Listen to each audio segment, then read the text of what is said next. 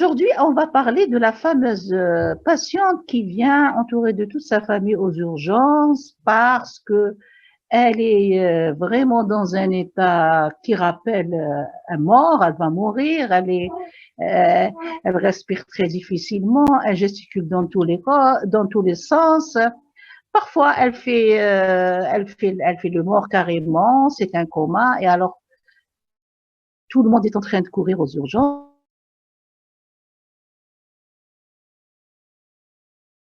Un tout petit peu, ça va, ça rentre dans l'ordre. Parfois, en lui faisant une injection placebo, avant, on mettait une injection de calcibronate et ça repartait à la maison. Et ça redevient une personne normale.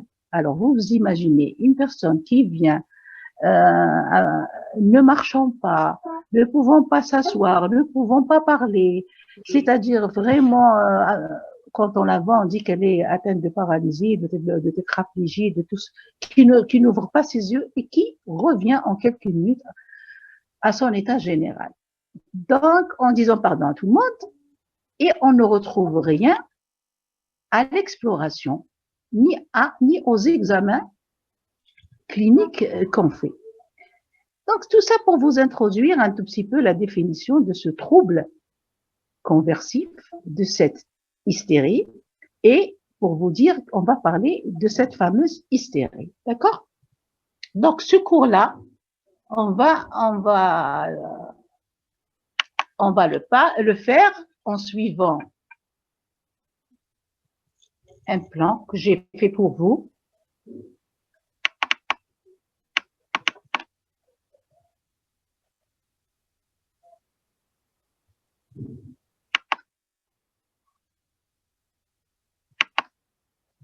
Alors, on va suivre le cours par une introduction. J'ai déjà commencé.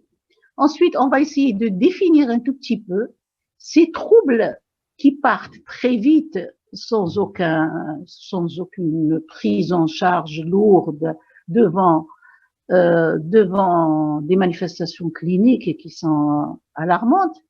Ces troubles conversifs, donc, on va voir un peu leur définition. On va voir un petit peu l'historique, qui est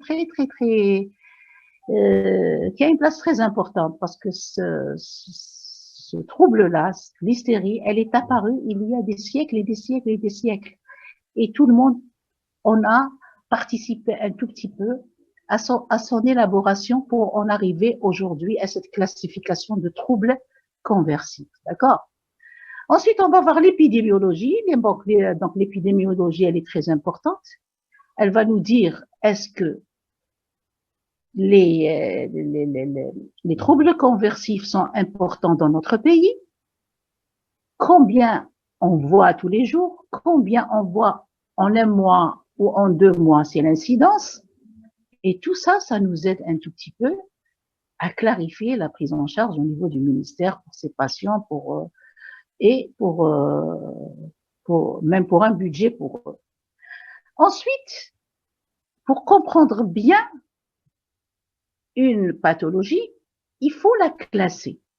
Si on ne classe pas une maladie, on ne pourra pas la comprendre. Par exemple, une classification simple, c'est de classer, par exemple, les troubles anxieux, les troubles schizophréniques et délirants à part, et chaque trouble anxieux avec les critères qu'il faut. Ensuite, tous les troubles anxieux, et ça s'appelle, on a 2 grandes classifications qui sont la classification française, la CIM-10, et la classification américaine, le DSM-3, le DSM-4 et le dernier DSM-5. D'accord? Quand on aura classé, quand on aura vu un tout petit peu cette histoire, ce passé de cette hystérie, comment elle est arrivée chez nous, combien elle dérange dans le monde, on va la classer et ensuite on va faire la clinique. Maintenant, vous êtes des cliniciens, vous allez recevoir aux urgences cette pathologie. Donc, on va vous montrer comment vous allez repérer, faire le diagnostic de troubles conversifs. D'accord? Ensuite, comme le trouble conversif est un trouble très délicat à faire, on a réservé toute une partie pour le diagnostic positif. Le trouble conversif ou l'hystérie fait rappeler plusieurs maladies. Quand on voit l'hystérique, on dit ah tiens, c'est pas une paralysie neurologique. Par exemple, chez nous, on dit c'est pas un AVC, c'est pas comme ça. D'où on a mis aussi un paragraphe pour le diagnostic différentiel. Le diagnostic différentiel, c'est pour arriver au diagnostic positif de l'hystérique, il faut éliminer tous les diagnostics qui lui ressemblent. Et c'est très très important pour ça parce que les diagnostics qui lui ressemblent, ils sont d'origine organique et ils sont encore le pronostic vital est plus important. Donc, il faut les éliminer avant d'aller à un diagnostic positif de la schizophrénie, de l'hystérie, où on ne trouve aucun soubassement somatique. Comme je vous ai dit tout à l'heure, elle vient dans un état alarmant. On pense que vraiment c'est une urgence à prendre au premier avant tout, mais en fin de compte, c'est la dernière des urgences, d'accord? Alors, après, on va essayer de comprendre pourquoi elle fait tout ça. Donc, on va rentrer dans le chapitre psychopathologie. Et ce qui a peut-être un peu, ce que j'ai apporté un tout petit peu, un plus, c'est de vous parler de la neuroimagerie. D'accord? Parce que avant, on trouvait rien sur le plan neurologique, on faisait le diagnostic de troubles conversifs. Maintenant, on arrive à trouver à la surtout fonctionnelle, des traces de tous les symptômes que présente l'hystérie. Et on finira par la prise en charge de l'hystérie. D'accord? Docteur, Oui. excusez-moi, il y a encore des gens qui sont dans la salle d'attente. Et qu'est-ce que je mets? Je mets admettre. Vous pouvez la désactiver. Il y a une icône qui je mets admettre aux classes. Allez. Oui, ok. Voilà. Ça y est, j'ai admis. Est-ce qu'il y a quelque chose qui vous gêne ici? Quelque chose en orange? Non, ça va? De toute façon, je vous envoie le cours après, hein? Il n'y a pas de problème. Oui, voilà. Docteur. Alors, maintenant, on va essayer d'introduire ce trouble conversif. Alors, pourquoi parler des troubles conversifs? On parle et on insiste sur une affection parce qu'elle a des caractéristiques à elle et parce qu'on attend quelque chose et on n'a pas compris quelque chose et donc on fait une demande. On expose une problématique. C'est ça l'introduction. Donc, pourquoi je parle des troubles conversifs, qui sont une affection qui est caractérisée par la présentation clinique de symptômes neurologiques? Nous retrouvons des symptômes neurologiques. L'hystérique, elle présente toujours un symptôme neurologique. Par rapport à l'entité somatisation, par exemple, elle peut présenter une douleur abdominale qui n'a pas de soubassement somatique, mais c'est abdominal. Mais l'hystérique, elle présente que des troubles neurologiques, d'accord? Elle est paralysée, elle peut pas parler, elle est aphonique, elle peut pas voir parce qu'elle fait une cécité. Tout ça, ça rentre dans le trouble neurologique, sans, comme j'ai dit, sans aucun dommage organique retrouvé au niveau du système nerveux central ou périphérique. Comme je disais tout à l'heure, elle arrive aux urgences. Quand on la connaît pas, la première fois, qu'est-ce qu'on fait? On fait un examen neurologique. Ensuite, on a peur de passer, par exemple, devant une sclérose en plaques. Devant ça, on fait jusqu'à l'IRM, et on ne trouve rien. Et quand elle revient une autre fois, on ne fait pas ça parce qu'on la connaît déjà. D'accord?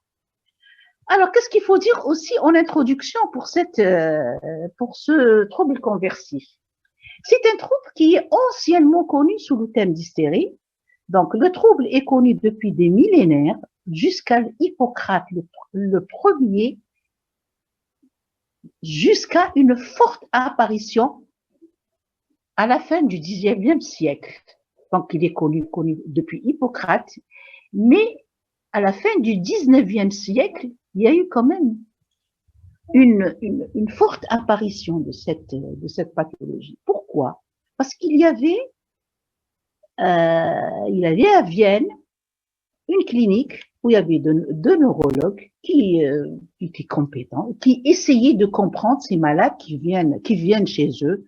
Ils voulaient pas les traiter comme ça, comme avant, avec des méthodes, plusieurs méthodes qui n'étaient pas du tout scientifiques. Ils essayaient de rechercher les causes et de soulager ces patients qui sont en souffrance. Une personne qui ne voit pas et qui a aucun trouble somatique et qui reste là, elle est en souffrance. Donc, ces deux messieurs, qui sont Charcot, Sigmund Freud, c'est par leur spécialité, c'est cette spécialité qui a pu les orienter vers des découvertes, des explications et des prises en charge de ces malheureuses patientes qui étaient très, très mal vues. Pourquoi? Parce que Charcot était neurologue, neurochirurgien, Sigmund Freud était neurologue et Pierre Janet aussi était neurologue. Donc, les trois travaillaient ensemble et étaient vraiment très, très intéressés par ce sujet. Donc, ça en introduction toujours. Et en introduction, il faudrait aussi savoir qu'en plus de cette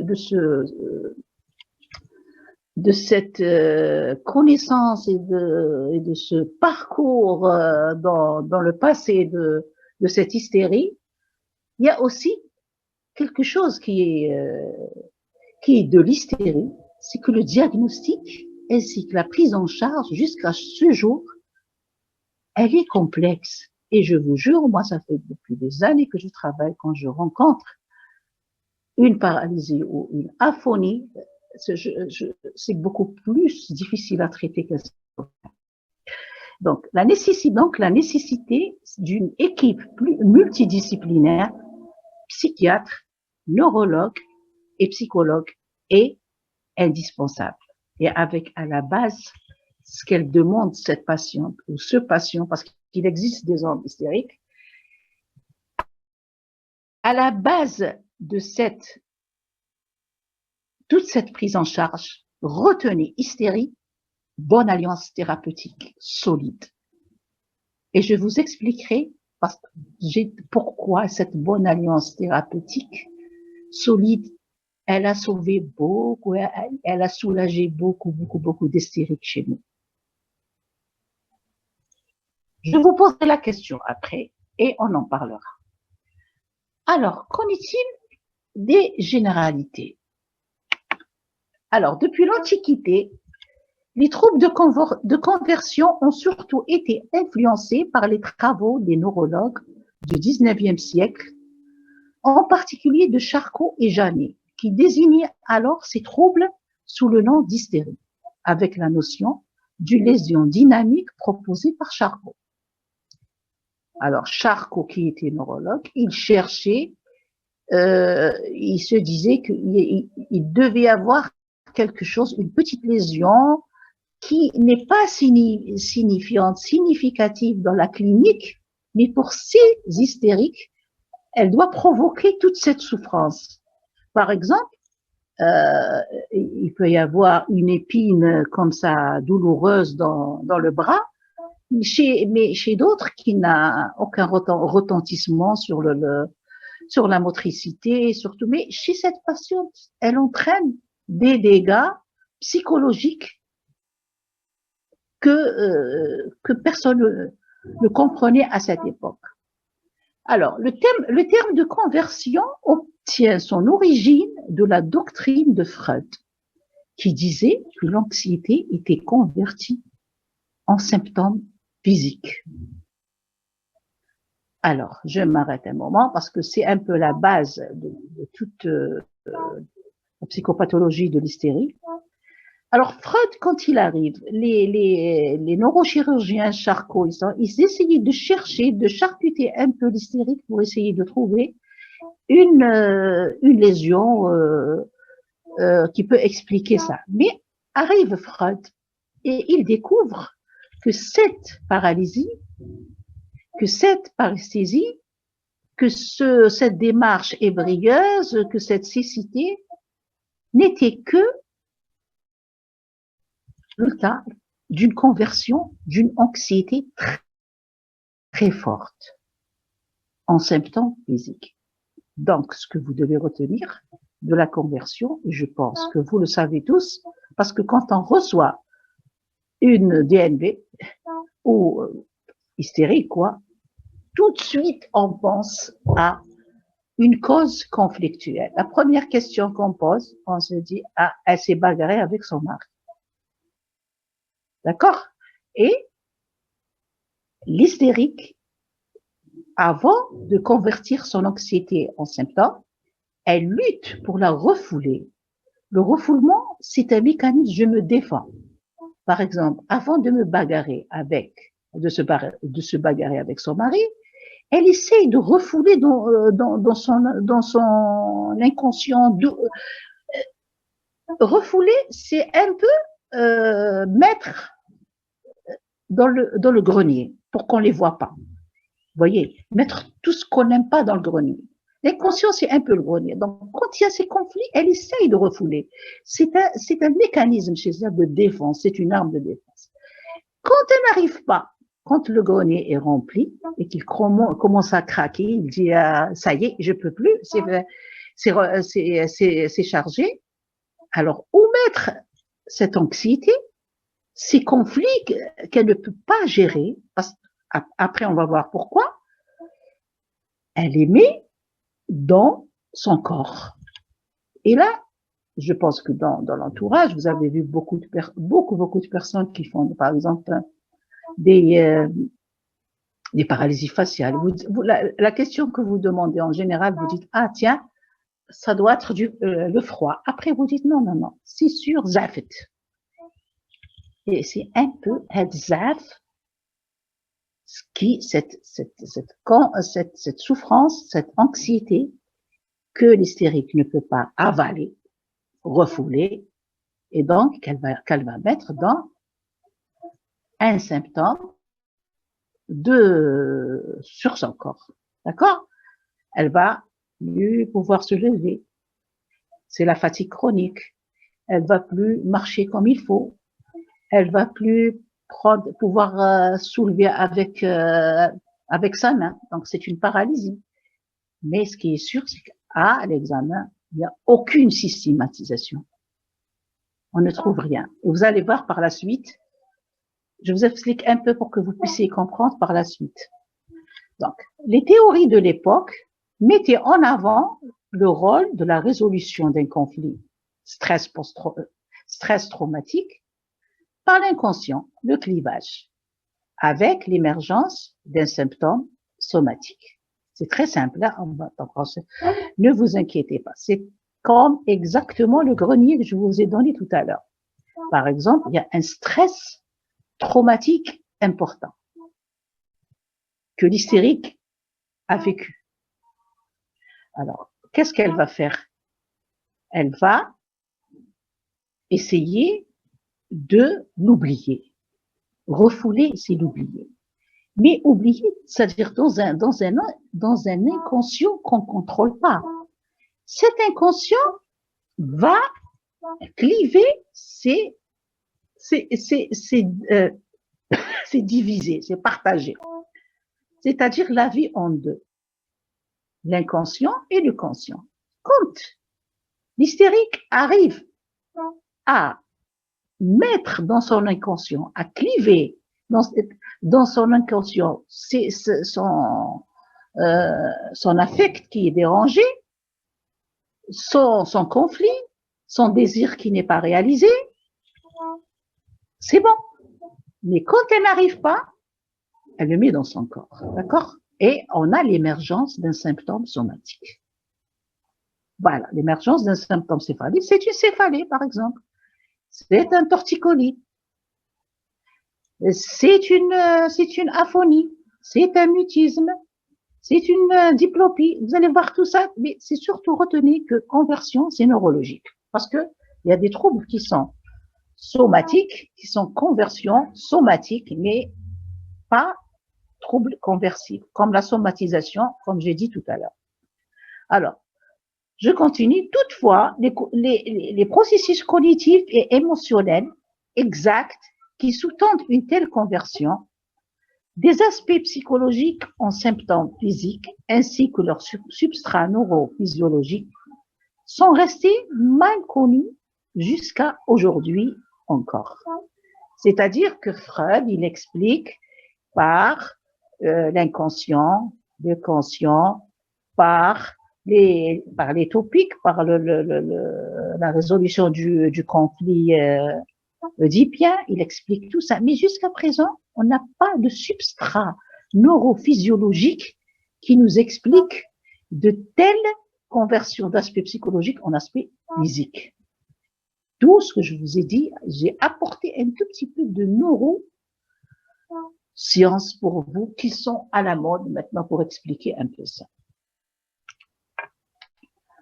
Alors que le DSM, là je vous parle un peu de classification, vous savez bon,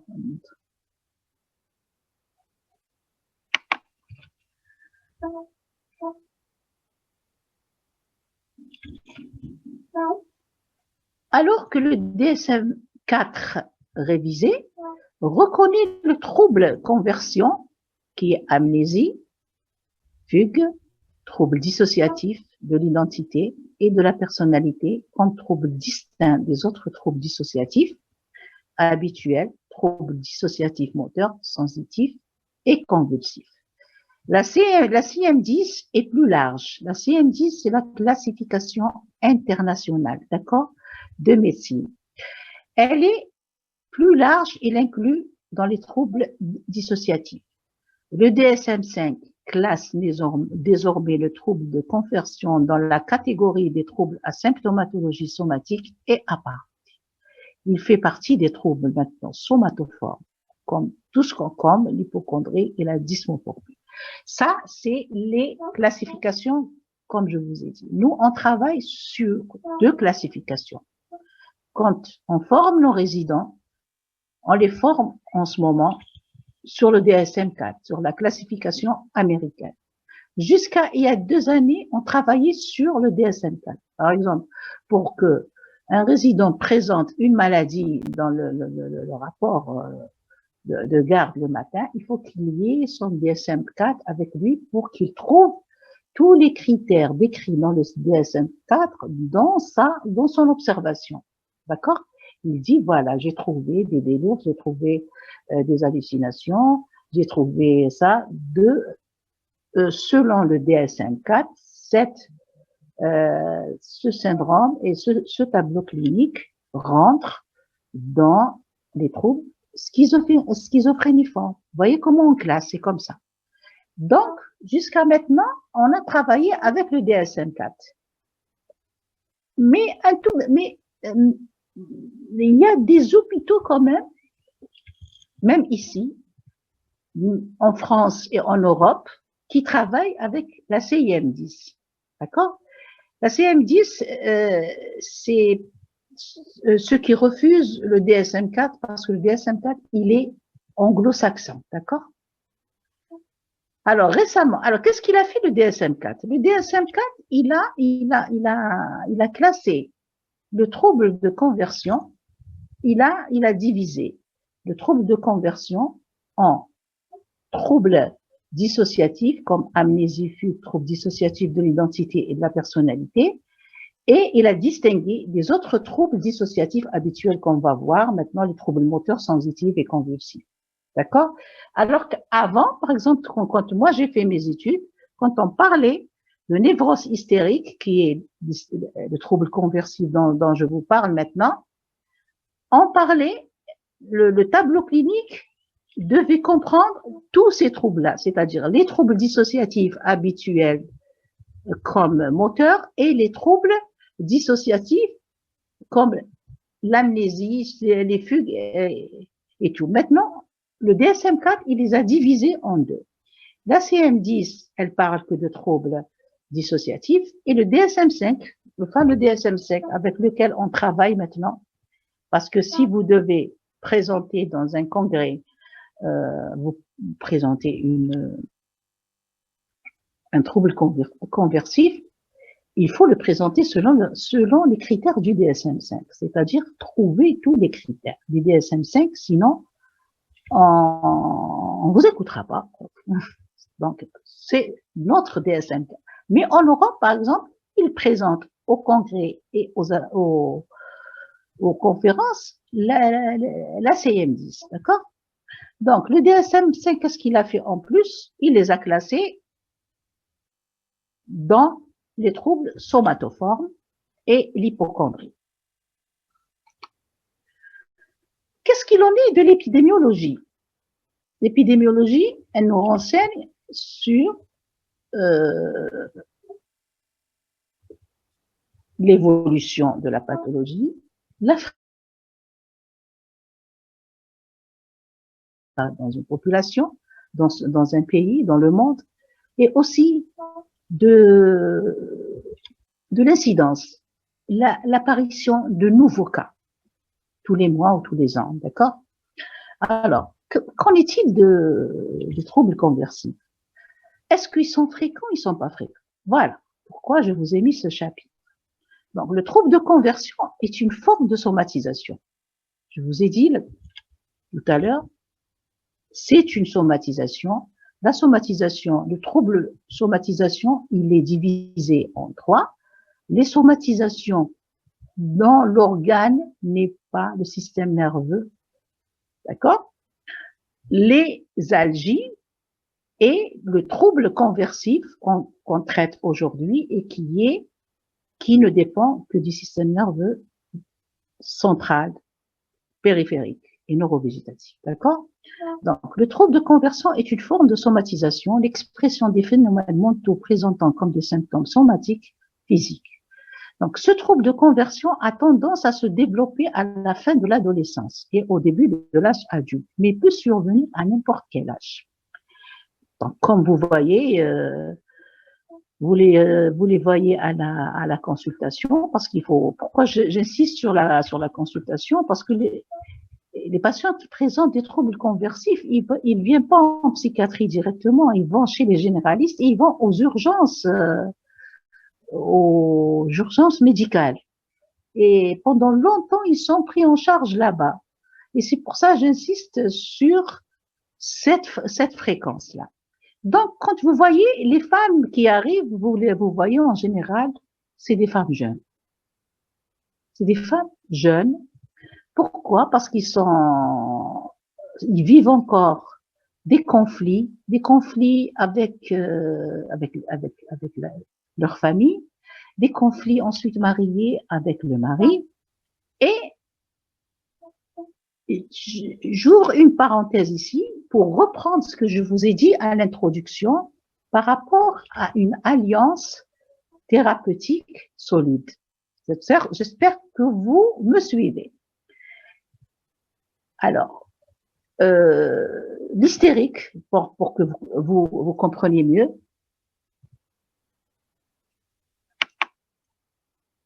admettre.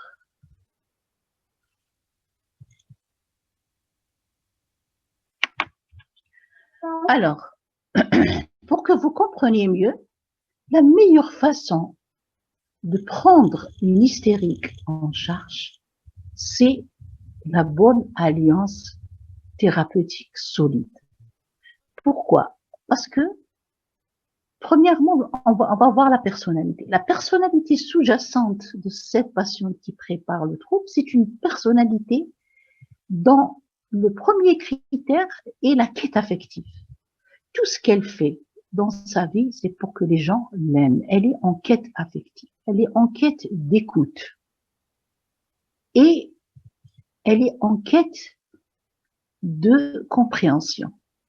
C'est-à-dire, elle revit tout le temps des conflits d'enfance qui entraînent cette anxiété qu'elle ne peut pas gérer, qu'elle refoule. Et en plus, la seule solution, c'est qu'elle a besoin qu'on l'écoute. Alors, qu'est-ce qu'on fait aux urgences? On lui fait une petite injection et les gens redeviennent gentils avec elle et ça y est, elle retourne chez elle. Mais il y a l'hystérique, elle ne va pas qu'à l'hôpital. Vous savez, il y a un autre endroit où on retrouve beaucoup de troubles conversifs et qui sont bien pris en charge, figurez-vous, c'est chez les talibs. Alors, les talibs, ils n'ont pas de... Ah bon, je parle de bons talibs, hein, d'accord? Parce que là, je vise la bonne alliance thérapeutique et la bonne écoute. Et là-bas, qu'est-ce qu'elle fait, l'hystérique? Elle se met à sortir toutes ses émotions, à pleurer ce qu'on ne la laisse pas faire. C'est ce qu'elle fait en venant aux urgences, et surtout à parler de son enfance. Et elle parle à qui, en général? Inconsciemment, elle parle à un imago paternel ou un imago de l'enfance. Quand elle va chez lui, elle redevient enfant, comme chez le psychothérapeute, commence à parler. Et ce monsieur-là, il s'est écouté. Et c'est pour ça les gens, ils te disent, راحت paralysé l'antal, parce qu'il a écouté, tout simplement, et qu'elle a pu déverser chez lui ce que les autres n'ont pas écouté, et il a pu lui donner pour un moment ce qu'elle voulait, ce qu'on appelle les bénéfices primaires, et en sortant, son mari qui est la cause de son malheur, et il reconnaît qu'elle était malade.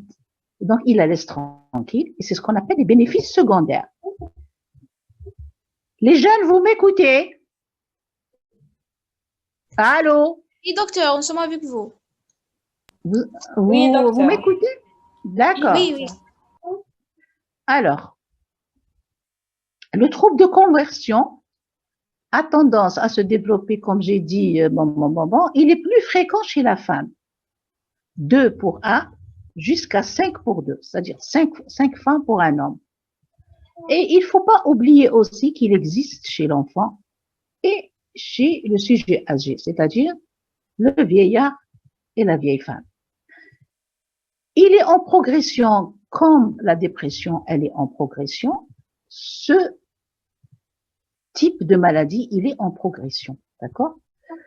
Son évolution est variable, c'est-à-dire c'est la maladie elle-même, elle est en progression parce que vous allez voir, elle inclut les algies diffuses qu'on va voir après, et par rapport à tous ces conflits, par rapport à tous les stress, le stress que vit la population mondiale en ce moment, il y a que le refoulement ne suffit pas, d'accord? Et donc les conversions sont là.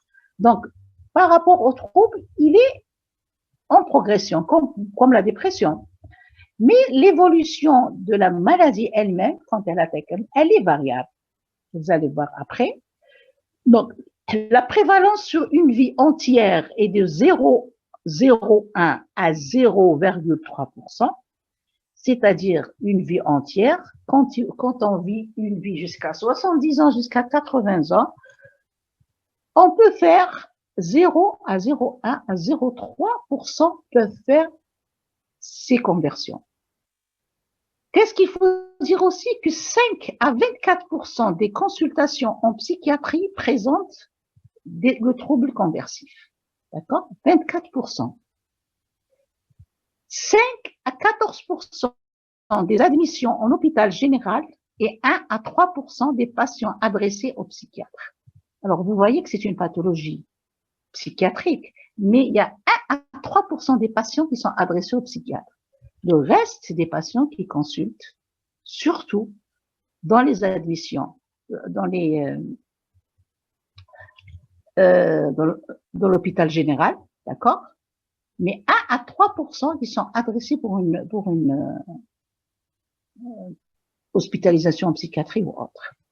Donc, le trouble est associé à un niveau socio-économique et éducatif et psychologique bas. et l'incidence tend à baisser dans les pays développés. D'accord? L'incidence, c'est-à-dire l'apparition d'autres troubles, elle tend à baisser par rapport à nous.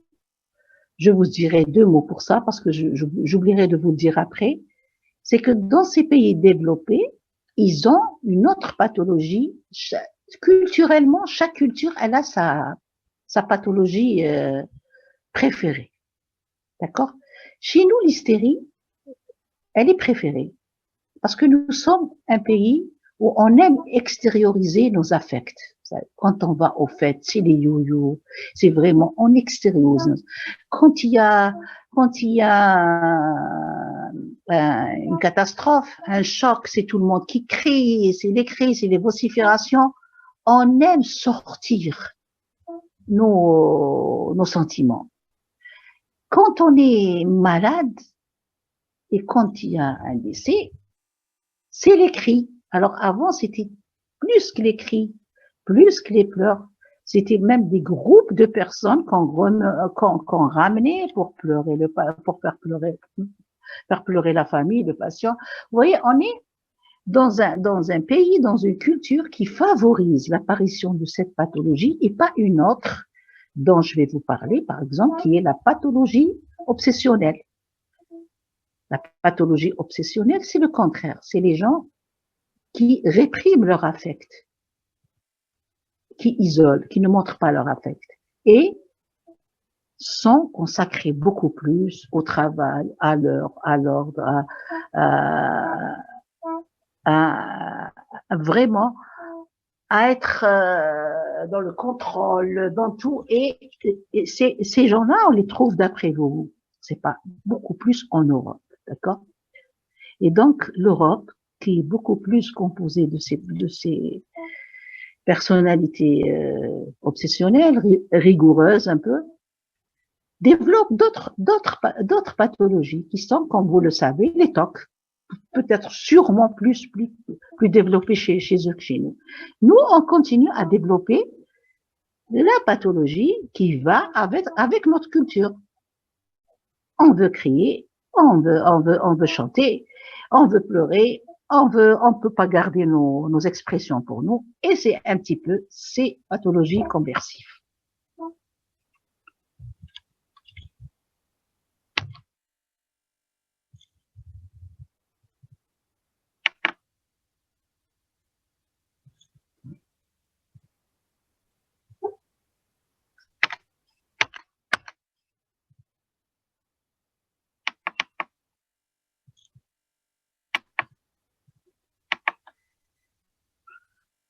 Alors, est-ce que vous avez envie de connaître un peu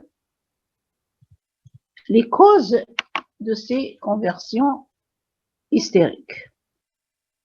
Alors, on va y aller voir du côté de la psychopathologie. Donc, il faut savoir, comme je vous ai dit, qu'elle est connue depuis l'Antiquité, que les troubles de conversion sont surtout influencés par les travaux des neurologues, comme on l'a dit, qui désignait ces troubles sous nom d'hystérie avec la notion de vision dynamique proposée par Charcot. Les théories de l'époque mettaient en avant le rôle de la résolution d'un conflit, stress, par l'inconscient, le clivage avec l'émergence d'un symptôme somatique. Toutefois, les processus cognitifs et émotionnels exacts qui sous-tendent ne sont pas connus jusqu'à nos jours. Qu'en est-il de l'hystérie, qui est une maladie? L'hystérie est une maladie à manifestations variées. Les conflits psychiques inconscients s'expriment symboliquement en des symptômes corporels ou psychiques qui peuvent être paroxystiques ou durables. D'accord? Donc, je reprends un peu. Cette hystérie, elle a des manifestations variables qui sont dues toujours à des conflits psychiques. Quand vous soupçonnez une paralysie hystérique, une convulsion hystérique, demandez-lui si elle ne sait pas disputer avec son mari, ou s'il n'y a pas eu une frustration, on l'a pas laissé faire quelque chose. Il y a toujours quelque chose, il y a toujours un stress, il y a toujours qui me d'accord? Conflit psychique. quand on a un conflit psychique, en général, c'est les gens qui ont leur moi, surmoi et les mécanismes de défense bien à leur place, ils arrivent à gérer ça tout en le refoulant dans l'inconscient et en essayant de mentaliser pour un moment, gérer un problème. Ce qu'elle fait pas, l'hystérique, d'accord? Elle est dans l'intolérance à la frustration. Donc, c'est elle qui s'exprime symboliquement. Alors, il faut, après, je vous expliquerai symboliquement qui est très important. Donc, ces conflits, elle les exprime par des symptômes corporels. Qui m'a connu, elle a plus envie de le voir, elle veut faire une cécité pendant un moment. D'accord? Et يجيبها لنا يقعد يعرفها كل 3 شهور 4 شهور elle fait une cécité, elle dit des fois elle reste un jour ou 2 jours à l'hôpital, elle sort, mais en même temps elle a gagné quelque chose. C'est ce qu'on appelle les bénéfices primaires. Les bénéfices primaires, c'est de mettre l'angoisse dans un symptôme. Vous savez, quand l'hystérique vient, quand par exemple un AVC vient avec une paralysie, le pauvre il est angoissé, il a peur, et vous le voyez son visage qui est crispé, l'hystérique, elle est calme. On appelle ça la belle indifférence. C'est comme la belle au bois dormant. Elle est la belle indifférence, elle est très calme. Pourquoi? Parce qu'elle est plus anxieuse. C'est ce qui l'intéresse, c'est d'avoir mis cette anxiété dans cette jambe. Ça, c'est un bénéfice primaire. Elle est plus anxieuse. Mais elle s'est traitée toute seule. Le bénéfice secondaire, c'est qu'elle parle plus à son mari. Il lui faut la paix parce qu'elle ne le supporte plus. Et c'est ça le bénéfice secondaire. Cherchez toujours un bénéfice secondaire. Donc, elle fait plusieurs symptômes qui sont très vite, comme ça, schématisés en symptômes corporels ou psychiques, paroxystiques ou durels. Très vite, le corporel, c'est toutes les affections neurologiques qu'on va voir en détail. Et psychique, c'est ce qu'on appelle les dissociations psychiques maintenant, qu'on va voir en détail. Paroxystique, vous avez par exemple la crise à la Charcot, la crise avec laquelle la pseudo crise convulsive, qu'on appelle à la Charcot, c'est la DNB de l'hôpital, elle peut être paroxystique, celle-là. Elle vient et elle part très vite. Mais quand c'est une paralysie et qu'il y a des bénéfices secondaires, c'est-à-dire qu'elle doit prendre en charge le mari, et quand elle est paralysée, il est gentil avec elle, il lui parle pas, elle peut garder sa paralysie pendant longtemps, d'accord? Alors, dans la névrose hystérique, l'angoisse refusée est détournée à l'insu du sujet sur la voie somatique. Elle se matérialise, s'exprime dans des troubles fonctionnels qui peuvent à la fois et à la longue devenir organiques et dont l'origine risque d'échapper au médecin. Je vous explique.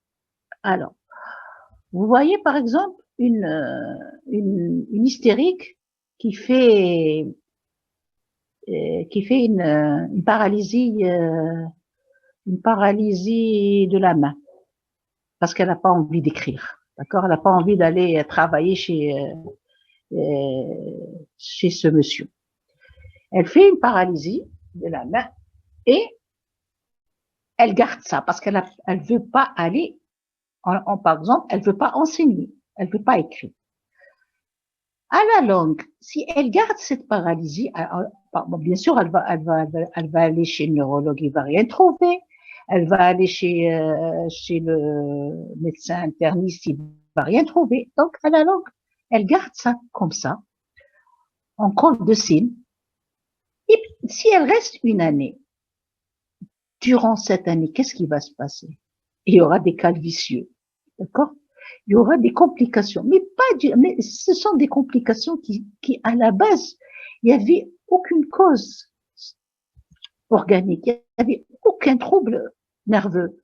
C'est pas parce qu'elle n'a pas bougé longtemps qu'il y a eu cette complication et qui, à la longue, peut échapper au médecin parce que quand il voit, par exemple, qu'elle a calé ou bien que il y a une atrophie, une amyotrophie, ou qu'il y a quelque chose comme ça, on va chercher autre chose, des maladies qui donnent ces pathologies. Mais on a oublié de lui demander quand c'est arrivé et pourquoi elle a fait ça, et qu'à la base, il n'y avait rien du tout, il y avait tout simplement un trouble conversif suite à une résolution de conflit. Freud a établi l'origine sexuelle des conflits et les rôles du refoulement et de la conversion avec la résolution défectueuse du complexe d'Oedipe. Bon, je vous explique un peu ça. Quand Freud, bon, Charcot qui cherchait à tout prix à trouver une lésion, donc il disait, bon, on peut trouver une petite lésion quelque part et la patiente, par rapport aux autres patients qui ont des lésions claires du système nerveux, du système neurologique, cette patiente-là, elle a une toute petite lésion, mais elle l'amplifie.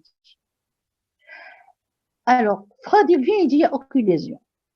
À l'origine de tout ça, c'est le complexe d'Oedipe. Alors, je vous explique un tout petit peu, grosso modo, qu'est-ce que c'est.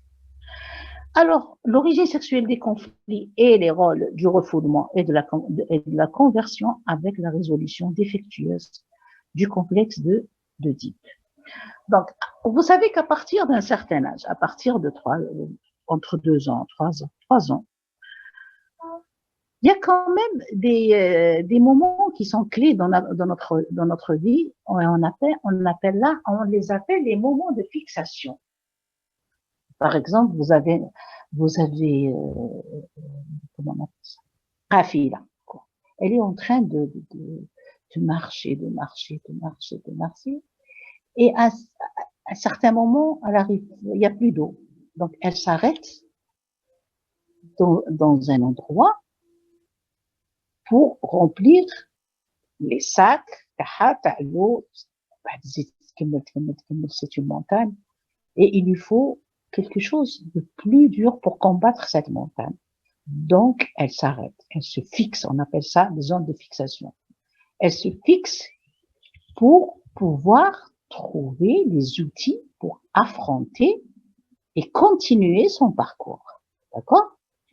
Alors, notre vie psychique, elle est comme ça. Elle commence au début comme cette marche. Donc, on arrive, au début, on a différents stades. Le stade oral, où le bébé est un tube digestif, d'accord? Donc, c'est le stade oral. Il se fixe au stade oral parce qu'il a besoin de manger, d'accord? Alors, ensuite vient le stade anal. Pourquoi le stade anal? À plus de 1 an, 2 ans. Vous comprenez pourquoi? Parce que la demande de la société est qu'il devienne propre. Stade oral, on lui donne à manger. Stade anal, il faut que tu deviennes propre. D'accord? Alors, cette fixation au stade anal prend un moment. Parce qu'il faut qu'il redevienne propre. Il faut qu'il maîtrise. Et c'est là où on voit, par exemple, l'enfant dire non. Par exemple, quand on lui demande de faire ses besoins, on le met sur le pot. Il reste un moment, après quand il sort du pot, il fait ses besoins par terre.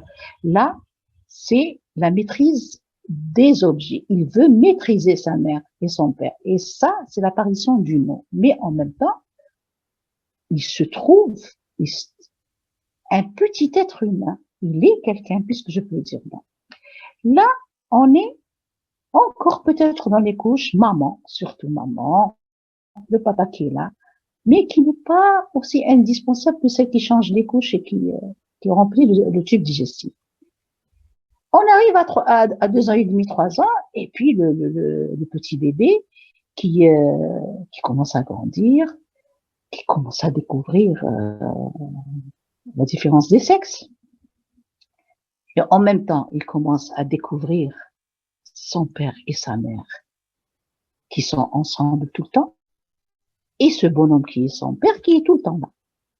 Alors, là, le garçon, il commence à dire, mais pourquoi ce bonhomme, il me prend ma mère?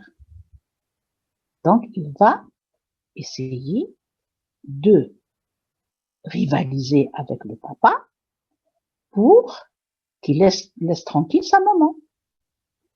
Et c'est ça, la jalousie, la rivalité qui vient entre le père et le petit enfant. Et il va essayer aussi de séduire sa mère comme papa, puisque papa le fait. C'est la séduction de la mère. Ça, c'est dans le petit esprit du bébé. Alors, je parle du garçon. Le garçon qui est là à séduire sa mère, à faire comme papa, il séduit sa mère. À un certain moment, il voit que ça ne marche pas bien, parce que le papa est là. Il donne des ordres. Et il voit que malgré tout, c'est papa qui est là. Et qui instaure les lois, les feux rouges à la maison. Ce qu'on appelle l'instauration du surmoi. Quand l'enfant a compris que pour séduire sa mère, parce que sa mère appartient à son papa, pas à lui, et il a beau la séduire. Quand le soir arrive, la maman dort avec son papa, et lui, il dort dans sa chambre. Et ce qu'on appelle la scène primitive. Alors, il arrive petit à petit à admettre, quand le papa est présent, quand il y a une bonne entente entre les parents, c'est-à-dire quand la maman introduit le père dans la relation, parce qu'il y a des mamans qui aiment tellement leur garçon que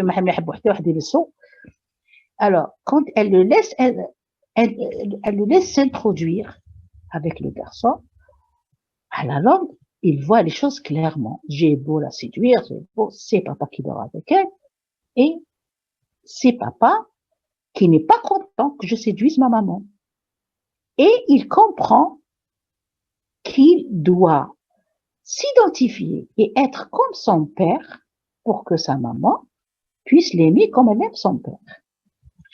Et en plus, son père lui exige ça parce que c'est interdit. Si papa le sait, il m'interdit de séduire ma mère. Et c'est là où rentre l'interdiction de l'inceste, l'instauration des lois par le père qui interdit au garçon de faire ça, et le garçon qui comprend, qui s'identifie au papa, qui devient un petit garçon. Et là, vous voyez ça tous les jours, le garçon, à partir de 5 ans, il dort vers son père, et la petite fille, à partir de 5 ans, 6 ans, elle commence à jouer à la mariée comme sa maman. D'accord? Ça, c'est quand on fait une résolution de et on devient adulte dans la tête, un peu. D'accord? Et ça, quand ça marche très bien, le complexe de dire, mais croyez-moi, ce complexe, c'est rare, on est vraiment bien accompli comme ça. Et vous devinez pourquoi, des fois chez nous le père travaille, des fois il a beaucoup d'enfants dont il connaît même pas les noms, les prénoms, donc c'est un peu difficile. Donc quand que ce soit ici ou ailleurs, c'est passé. Quand ce conflit n'est pas bien résolu, persiste ces petits dégâts, comme on l'appelle. Et ces séductions, ces quêtes affectives.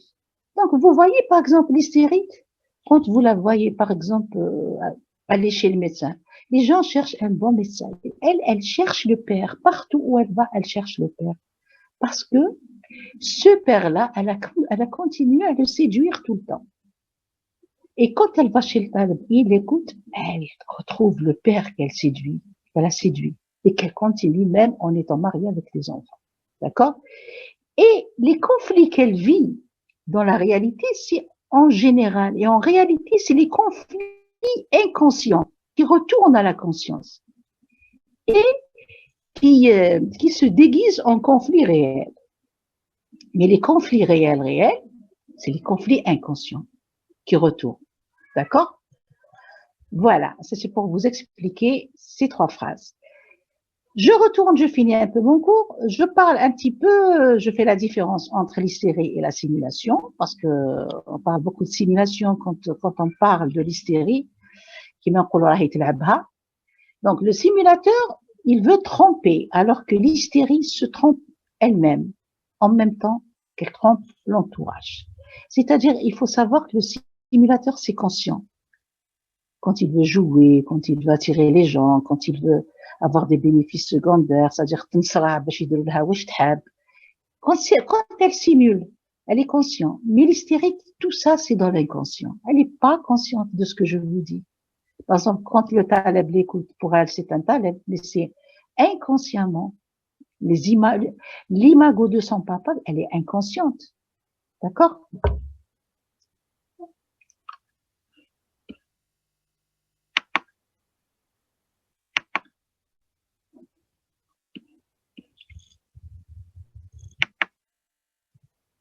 Alors, il faut savoir,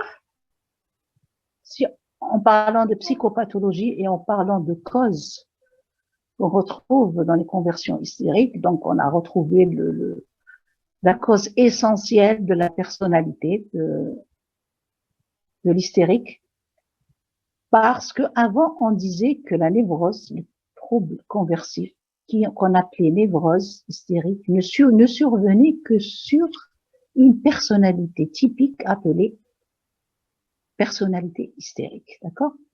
Maintenant, on est passé à autre chose et on est d'accord que les troubles conversifs surviennent sur plusieurs personnalités. 3 c'est l'hystérique, l'histrionique, passive dépendante et borderline. Donc, on va essayer de voir à côté de ces conflits inconscients qu'on retrouve en rapport avec la sexualité et le complexe d'Oedipe, il faut trouver aussi d'autres causes. Alors, il faut savoir aussi que dans les troubles conversifs, en travaillant en psychothérapie de l'enfance, on retrouve beaucoup d'enfants qui ont subi des abus physiques et sexuels. D'accord? Donc, chez ces enfants atteints de troubles conversion, même lorsqu'on les compare à d'autres troubles mentaux comme la dépression. Donc, l'augmentation de l'incidence des événements indésirables dans la vie et les traumatismes physiques semblent favoriser l'apparition des troubles conversifs. D'accord? Donc, vous retenez que les abus dans l'enfance et tout ce qui est abus physique et sexuel est un terrain favorisant l'apparition de troubles conversifs à l'âge adulte ou bien à l'âge précoce. Donc, la présence fréquente de personnalités pathologiques sous-jacentes chez ces patients souffrant de troubles conversifs est retrouvée comme la personnalité histrionique ou personnalité hystérique, la personnalité dépendante et la personnalité borderline. Donc, j'espère que j'aurai du temps, que ça s'arrête pas, pour que je puisse vous expliquer ces 3 personnalités. Avant, on disait l'hystérie survient sur la personnalité hystérique. Ensuite, on a divisé la personnalité hystérique en 3 personnalités, c'est-à-dire la personnalité histrionique, la personnalité dépendante et une autre personnalité passive. D'accord? Alors, les 3 passifs, dépendantes et histrioniques faisaient partie de la personnalité hystérique dont je vais vous décrire. Donc, la personnalité hystérique, elle se caractérise par quoi, d'après vous, en premier? Par une quête affective, surtout de la reconnaissance, surtout que tout le monde fasse attention à elle. Elle ne peut pas passer inaperçue, d'accord? Surtout par le théâtralisme. Dans sa façon d'être, elle est très théâtrale, que ce soit en vous parlant de quelque chose ou de sa vie elle est théâtrale. Et dans ce théâtre, elle vit sa vie. On la falsifie à sa manière. L'hystérique, vous pouvez comprendre de son discours qu'elle vit dans un château, qu'elle ressemble à la Belle au Bas Dormant, qu'elle a tout, que vraiment elle falsifie l'existence comme dans ses rêves. D'accord? D'où le théâtralisme. Elle théâtralise tout. Et un autre qualificatif qui est l'amplification. Elle amplifie toutes ses émotions. Quand elle vient vous annoncer quelque chose, le prof n'est pas venu, elle crie « Oh, le prof, on va voir ça, on va qu'à la... » Elle dramatise. Donc l'amplification, la dramatisation, la falsification des affects et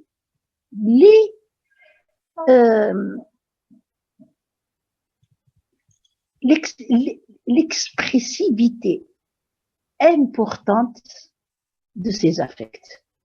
Alors, si elle est malheureuse, elle crie, elle pleure, elle montre à tout le monde qu'elle est malheureuse, sa mimique, ça la... Alors, vous voyez par exemple une hystérique qui a perdu quelqu'un, elle se met en deuil, elle montre à tout le monde, il faut que tout le monde la voie, elle est en quête à ce qu'on fasse attention à elle. L'expressivité émotionnelle, elle est, d'ailleurs, je pense que vous avez rencontré beaucoup parce qu'elle gêne, elle vous gêne à la langue. Quand elle parle de quelque chose de joyeux, c'est presque la fête qu'elle fait sous vos yeux, elle joue la fête. C'est vraiment, c'est l'expression de la joie, quand elle exprime trop dans l'expressivité émotionnelle. D'accord?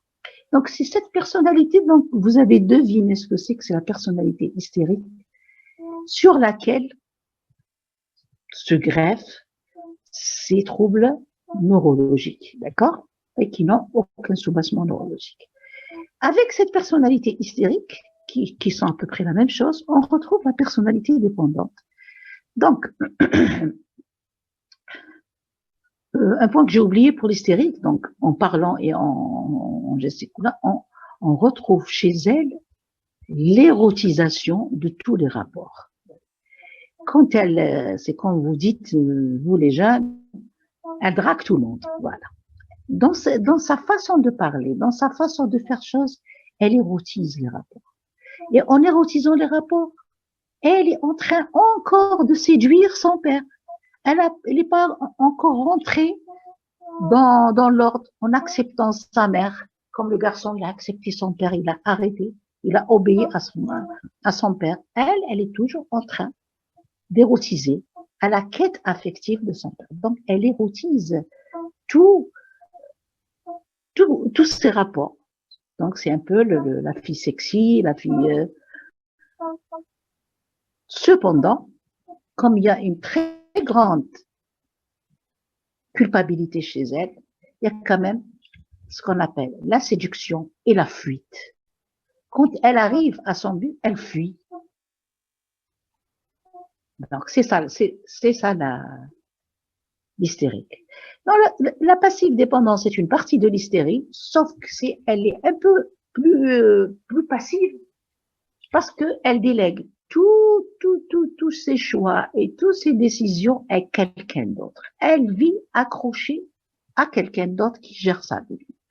Donc, cette personne-là, on retrouve beaucoup de conversions hystériques. La borderline, qui est un amant que tout le monde connaît, donc on retrouve également beaucoup de conversions hystériques. Ça va les jeunes, vous m'entendez? Ça va les jeunes? Les jeunes? Oui, oui, docteur. Oui, docteur, oui. Vous arrivez à suivre? Oui. Est-ce que vous suivez? Oui, docteur, on vous suit. Très bien. Alors, on arrive à la clinique. Donc, l'hystérique arrive à la garde et qu'est-ce qu'on va retrouver comme symptômes chez elle? Il y a beaucoup de symptômes, vous allez voir, hein, c'est pas un seul. Hein. Donc, les symptômes des troubles de conversion se développent souvent brutalement et leur apparition peut souvent être liée à un événement stressant qu'il faut chercher. Comme je l'ai dit tout à l'heure, elle arrive en cri à la Charcot il faut dire tout de suite, est-ce qu'il n'y a pas eu Zaf? Un exemple, j'ai eu un grand monsieur qui est arrivé avec un mutisme complet et une amnésie totale suite à un vol de 40 millions. Ça coûte 40 millions. Vous voyez, le choc, ce qu'on appelle le choc, suite à un choc. D'accord? Alors, il mime inconsciemment toutes les atteintes du système cérébro-spinal et neurovégétatif.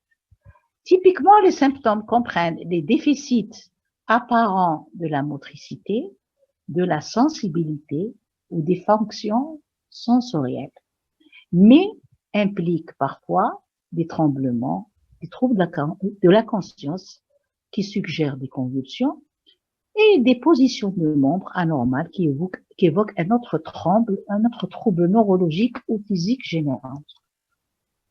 Par exemple, les patients peuvent avoir à la présentation un trouble de la coordination ou de l'équilibre, qu'on va voir après, parce qu'il y a une dénomination pour chacun de ces symptômes. Il peut avoir une paralysie ou une faiblesse musculaire d'un bras ou d'une jambe. C'est ça les symptômes qu'on retrouve, qu'on accueille quand on accueille une hystérie, d'accord? Elle peut présenter une perte de la sensibilité d'une partie de son corps. Elle peut présenter des crises convulsives, comme la belle crise à la Charcot que je vais décrire tout à l'heure.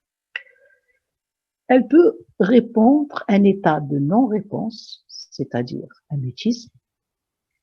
Elle peut présenter une cécité. Elle peut présenter une diplopie.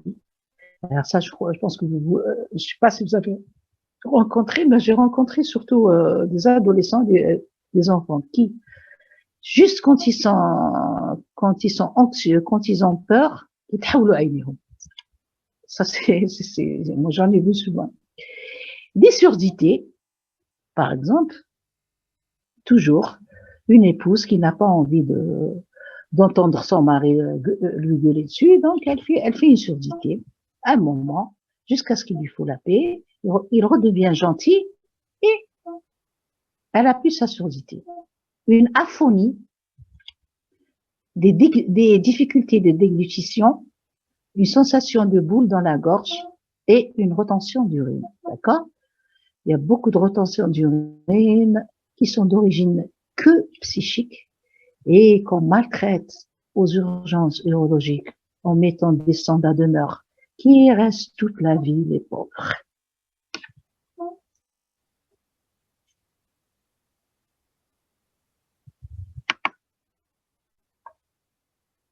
Alors, donc, parmi ces symptômes, parmi les symptômes qu'on a vus tout à l'heure, on parle de symptômes somatiques durables, qui durent dans le temps, qui sont décrits comme je vais les décrire, et les symptômes qui disparaissent très vite.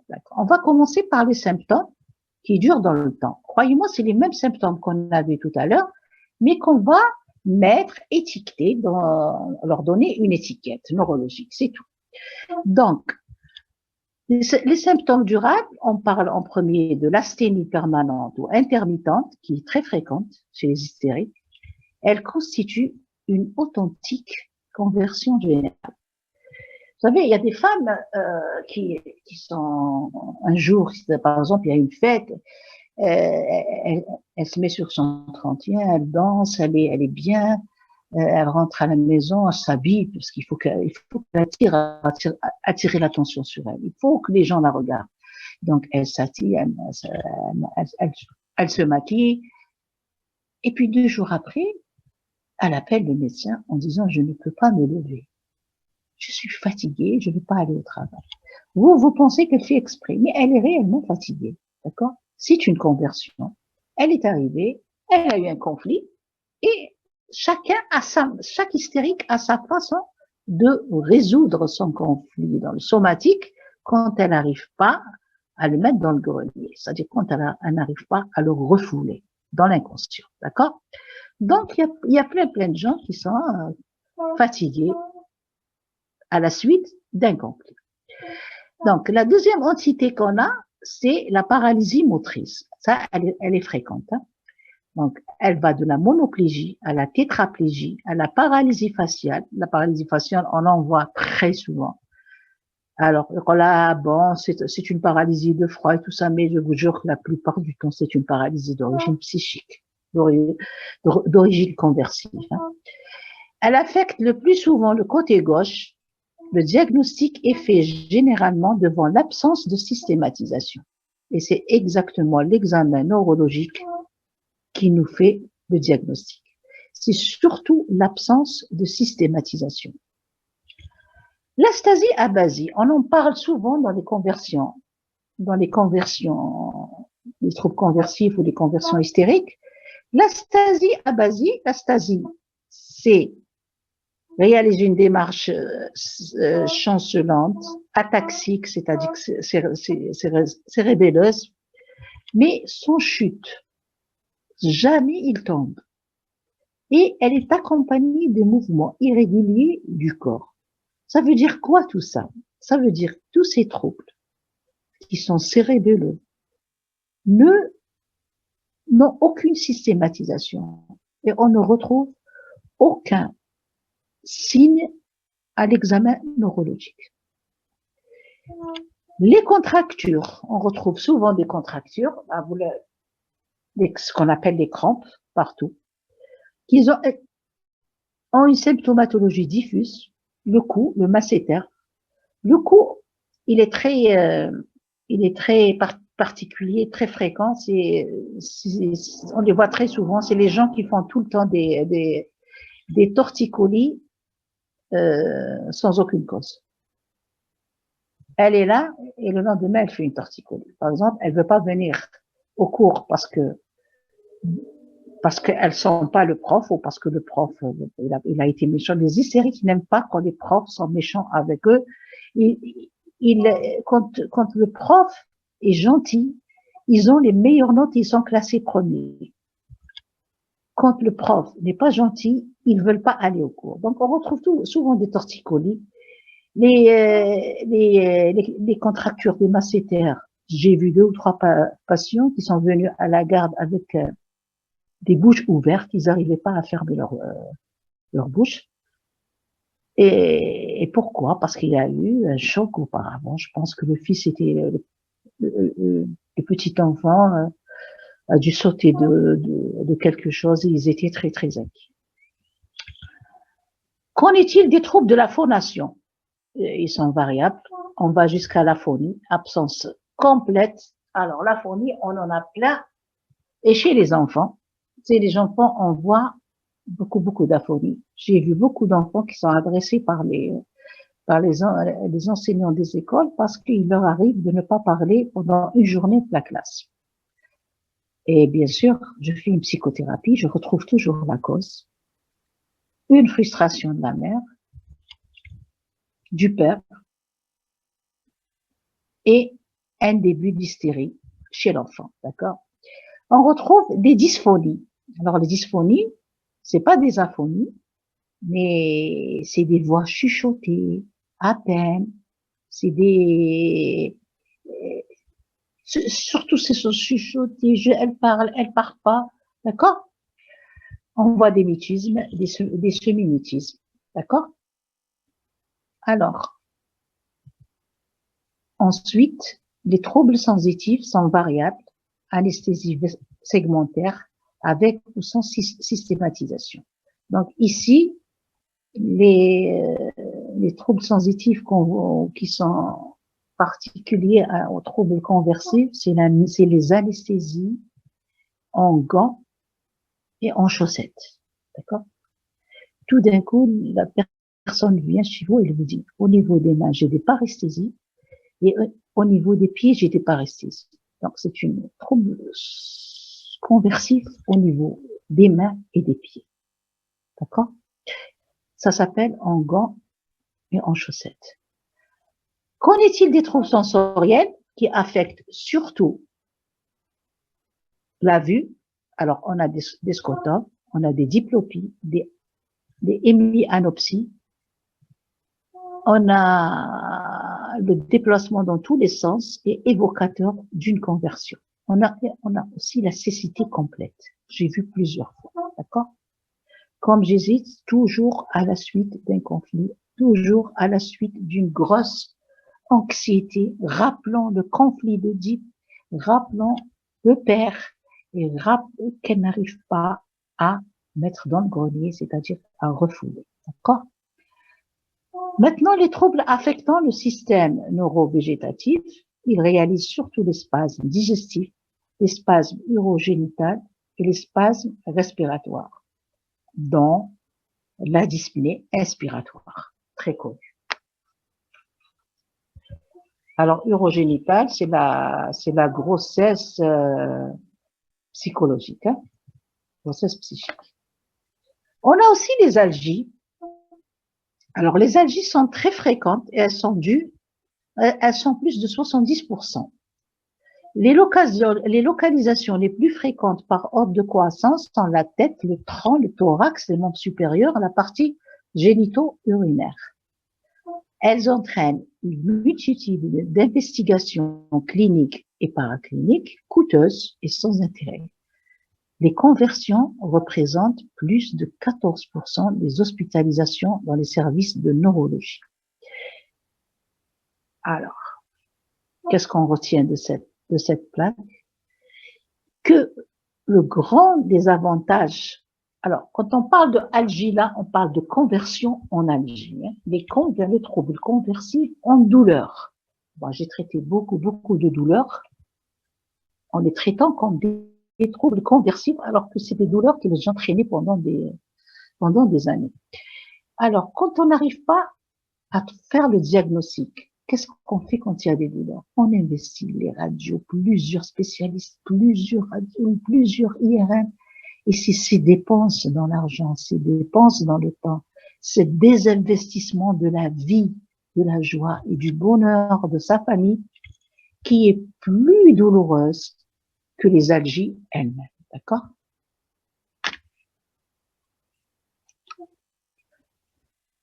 Alors, peut-être, je reviens un petit peu en arrière pour que vous puissiez suivre, parce que les conversions paroxystiques viennent avant les algies, viennent juste après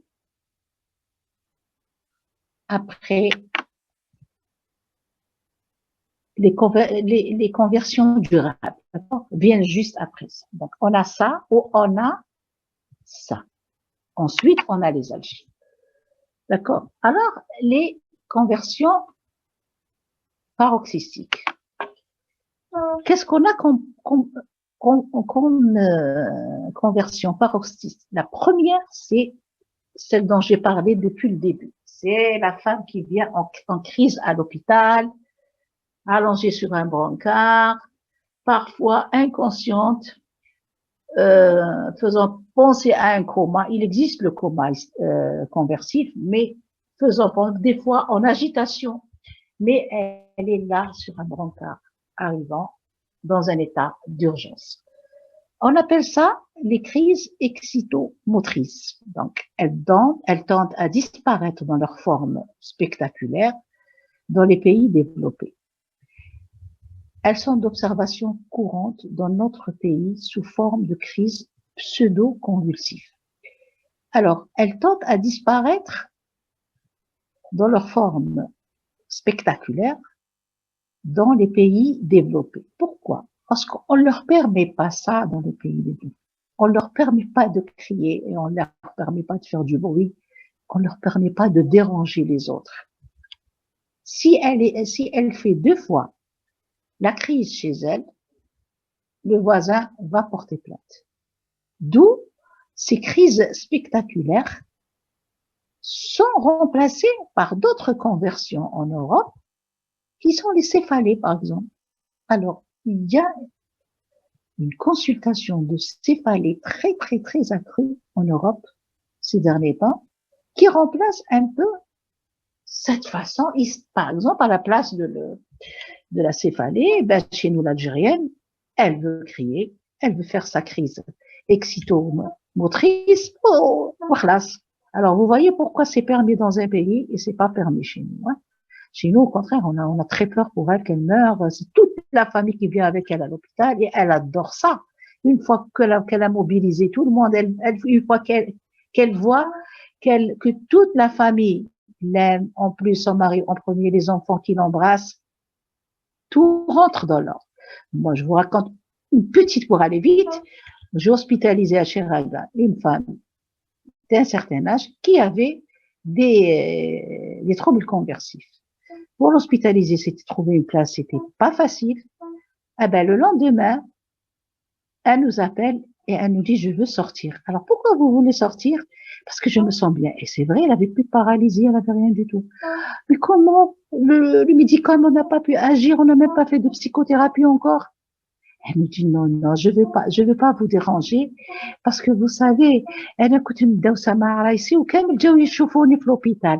لا لا نروح لداري خير. Vous comprenez le bénéfice secondaire? C'est comme si un peu de chantage, quoi, mais pas dans le chantage. Le chantage, il est conscient, elle n'est pas consciente, hein, quand elle fait sa crise, hein, d'accord? Donc, elle a besoin de mobiliser tout le monde. الحركة بتجي مع l'hystérique et les urgences. Donc, elle débute par des douleurs, bon, décrites par Charcot, sous forme de crise pseudo-convulsive, des crises par Charcot. Charcot, dont on a parlé au début et qui a travaillé beaucoup sur l'hystérie. Donc, elle débute par des douleurs visuelles ou abdominales, appelées aura, suivies de pseudo-perte de connaissance avec chute non brutale. Elle calcule l'hystérie. Quand elle tombe, elle se fait jamais du mal. Sans émission d'urine, ni morsure de la langue. Donc, pas de troubles neurologiques. Donc, pas de troubles, pas de crise épileptique. Vous voyez, c'est ce qu'on lui dit quand elle retourne chez elle. On lui dit, il n'y a pas de crise d'épilepsie. D'accord? Qu'est-ce qu'on retrouve aussi dans ces crises paroxystiques, dans ces conversions paroxystiques? On trouve les crises mineures, comme la crise de nerfs avec chute, évanouissement et excitation psychomotrice sont à l'ordre du jour. Alors, la crise à la Charcot, à l'hôpital, les DNV, les canaux du Bourg-Micom, les canaux du Bourg-Nord. Maintenant, ce qui reste, c'est les crises mineures, avec crise de nerfs, donc ça chute, avec évanouissement et excitation psychomotrice, d'accord? Mais pas la grande crise à la Charcot, hein, d'accord? Qu'est-ce qu'il y a encore? C'est les aspects atypiques ou pseudo-neurologiques. Et voilà. Et pour reconnaître ces pathologies quand elles arrivent chez vous, il faut examiner les signes accompagnateurs, le mode d'installation. La présentation des symptômes est très évocatrice et vous allez voir comment elle est évocatrice. Alors, comment j'enlève ça? Alors, ces symptômes variés cités présentent l'équivalent de l'ancienne dénomination de ce trouble qui n'est que la névrose hystérique, très fréquente aussi bien chez l'homme que chez la femme, caractérisée par une demande affective très importante, une vie imaginaire riche, des sentiments exprimés de manière exagérée, avec une indifférence du patient à ces troubles, appelée souvent la belle indifférence. Alors, qu'en est-il de l'évolution de cette pseudo-paralysie, ou de cette aphonie, ou de cette cécité? Comment elle va évoluer? Puisqu'on ne trouve aucun substratant somatique. Donc, l'évolution, on va voir. Donc, ces patients peuvent présenter soit un seul épisode dans leur vie, soit plusieurs épisodes répétés de conversion. Les symptômes peuvent devenir chroniques et c'est là où on voit des complications qui se surajoutent, des complications dont on a parlé tout à l'heure, les ankyloses en général, quand il y a des paralysies. Donc, ces symptômes vont être compliqués par la suite quand ils deviennent chroniques, parce qu'on ne sait plus quoi faire, on n'a pas trouvé de cause neurologique, ni de cause rhumatologique, et on reste dans un traitement symptomatique.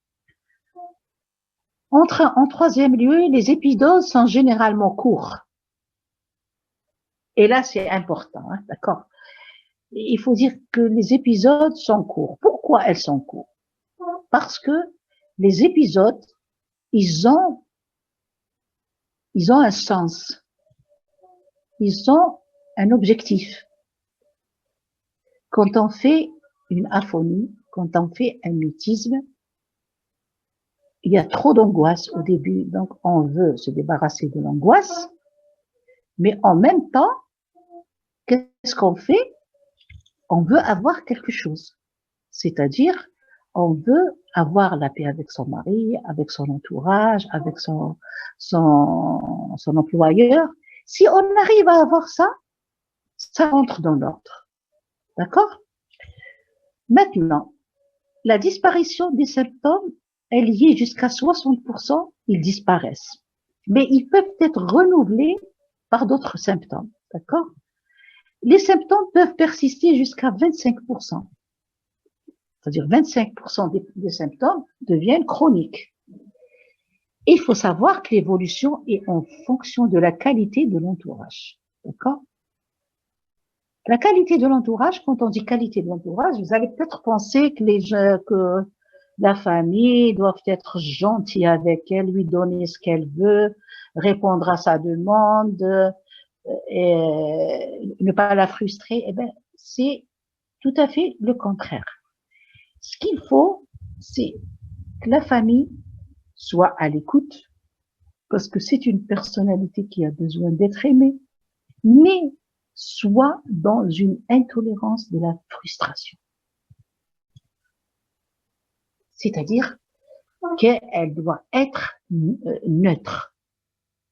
Voilà, je suis là. C'est comme exactement avec un enfant, ce qu'on fait. Et il faut lui enlever cette intolérance, c'est-à-dire lui donner tout ce qu'on veut. Non, il faut le frustrer. Donc, l'entourage, c'est très difficile pour eux. Parce que le mari, quand il est trop difficile avec elle, elle se sent pas aimée. Donc, elle fait sa conversion. Quand il lui donne tout, elle fait sa conversion. Donc, il faut qu'il trouve le juste milieu que le thérapeute aussi doit trouver. Un juste milieu pour répondre à la frustration, c'est-à-dire la cadrer et la frustrer. Quelles sont les complications?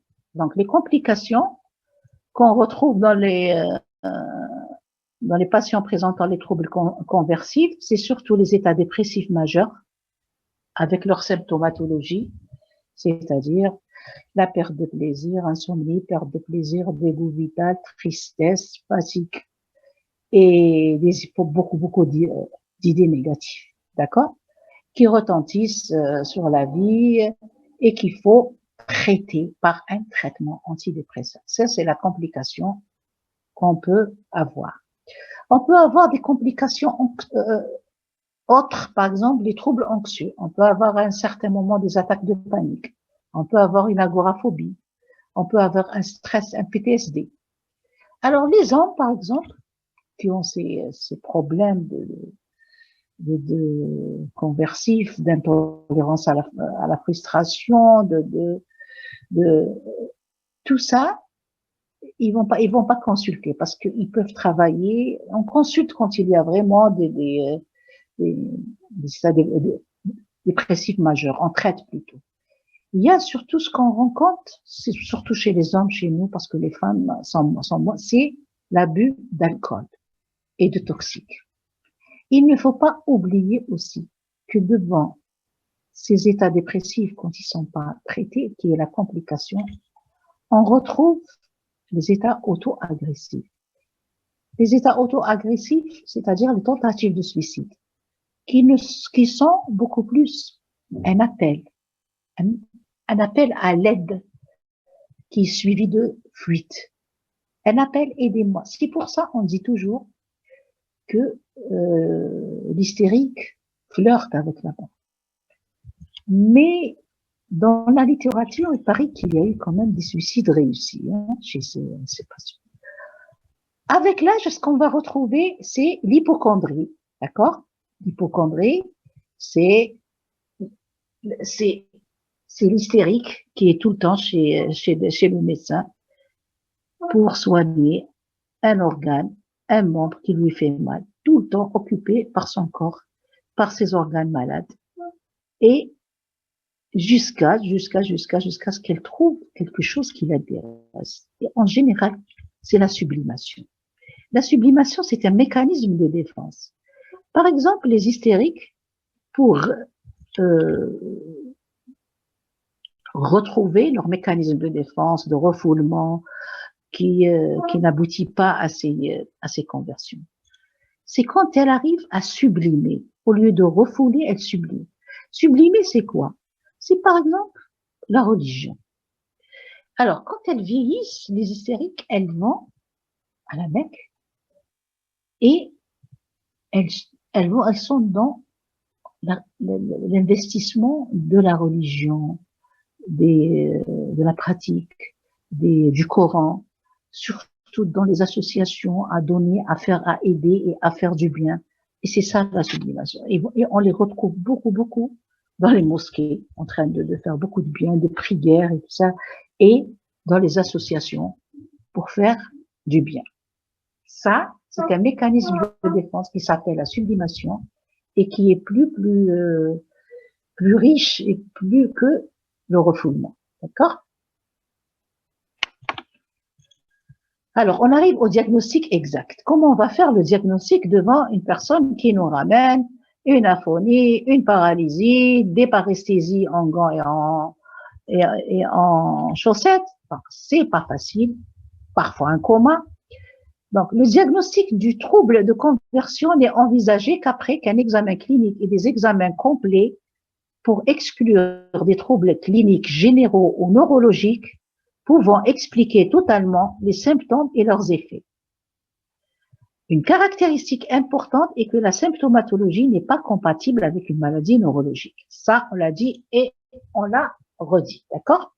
Par exemple, elle peut ne pas suivre les distributions anatomiques, par exemple des déficits sensitifs qui impliquent plusieurs racines nerveuses, ou des signes qui peuvent varier lors de différents examens. Cet examen, je retrouve telle racine nerveuse qui sont impliquées. Un autre examen, je retrouve d'autres racines nerveuses. Alors, lors d'examens menés de différentes façons, comme dans l'exemple suivant. Par exemple, un patient peut avoir une faiblesse marquée au niveau de la flexion plantaire lors d'un test au lit, mais être capable de marcher normalement sur la pointe des pieds. Vous voyez, ça va pas ensemble.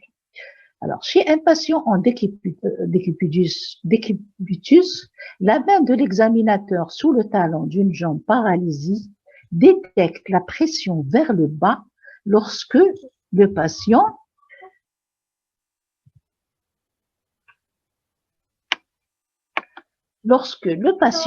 soulève la jambe affectée contre résistance, signe de Hauber.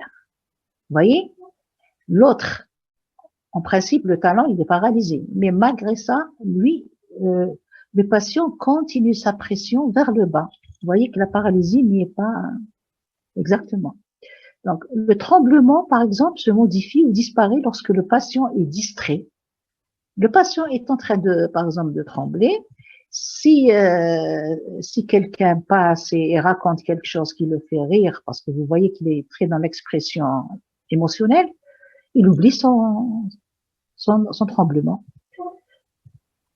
La résistance à l'ouverture de l'œil est détectée pendant une crise apparente. Vous savez, pendant la crise de Charcot, quand ils viennent à l'hôpital, la première chose qu'on examine, c'est un peu les yeux, d'accord? Alors, quand on essaye d'ouvrir les yeux pour voir quoi, par exemple, s'il y a une mydriase ou un myosis, eh bien, il y a une résistance à l'ouverture des yeux. Alors que, zama, on est devant un coma. Quoi encore? Un déficit du champ visuel et tubulaire, vision en tunnel. De plus, pour répondre aux critères de trouble, les symptômes doivent être suffisamment sérieux pour entraîner un malaise important ou compromettre le fonctionnement social, professionnel ou d'autres domaines importants du fonctionnement. C'est-à-dire que dans le DSM, on nous donne tous les critères de la pathologie, du trouble en A. Et en B, il faut que ces critères, par exemple les critères de la conversion, avec les signes chroniques, et dans le B, on dit doivent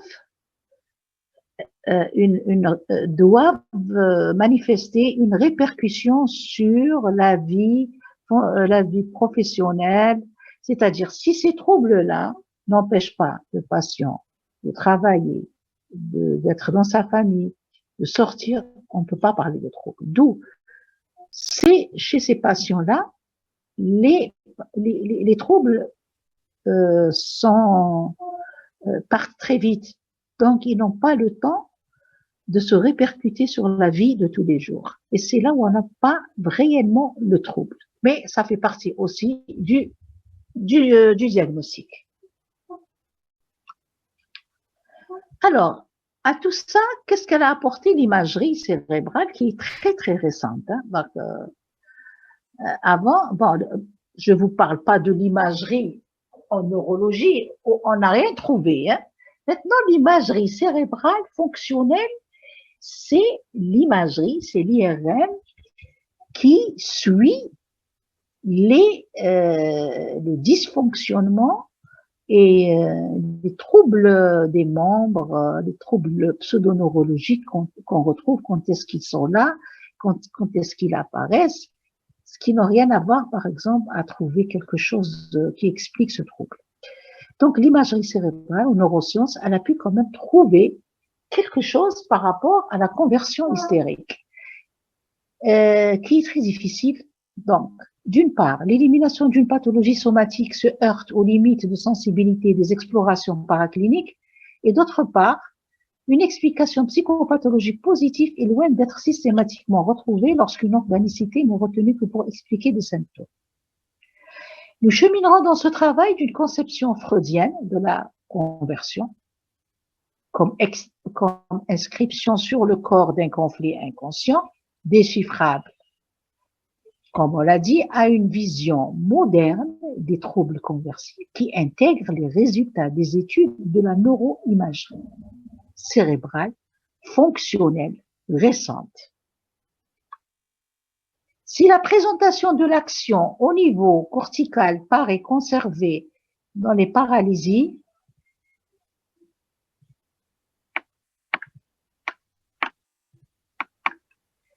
alors, dans les paralysies conversives, le blocage du geste intervient plus tardivement. Là, je vous dis ce qu'on retrouve dans l'IRM fonctionnel. Donc, on retrouve un blocage du geste qui intervient plus tardivement à une étape d'exécution alors qu'une hyperactivité des régions préfrontales, médianes, semble inhiber l'action du cortex moteur via l'influence d'afférence limbique. En sus, d'une origine psychogène, la conversion peut être définie également comme une paralysie fonctionnelle d'une zone neuronale qui est le lieu d'une activité cérébrale anormale, activité pathologique potentiellement réversible. Alors, vous voyez, la paralysie fonctionnelle, c'est une pathologie potentiellement réversible, activité pathologique réversible. D'où maintenant, ces paralysies, ces troubles conversifs, on les appelle des troubles neurologiques fonctionnels. D'accord? On retrouve cette pathologie potentiellement réversible à l'imagerie fonctionnelle. Toutes ces données récentes interrogent l'évolution et la définition des troubles conversifs.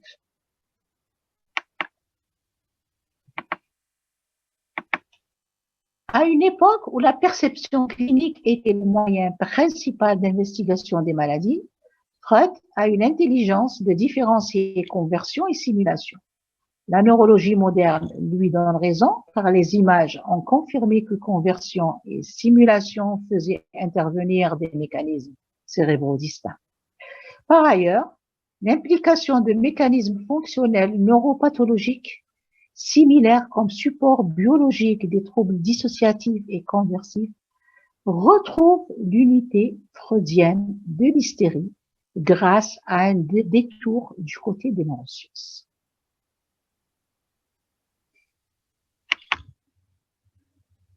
Alors, qu'est-ce qu'on doit éliminer avant de poser le diagnostic de trouble conversif? D'accord? Trouble conversif, c'est-à-dire aucun soubassement somatique qu'on doit prendre en urgence car le pronostic vital est en jeu. Donc, on doit éliminer une affection du système nerveux central, c'est-à-dire, en gros, sclérose en plaques, tumeur cérébrale, épilepsie temporale et les dyskinésies. En deuxième lieu, des affections dysmétaboliques comme la porphyrie, la dyskaliémie et l'hypoglycémie. En troisième lieu, des affections psychiatriques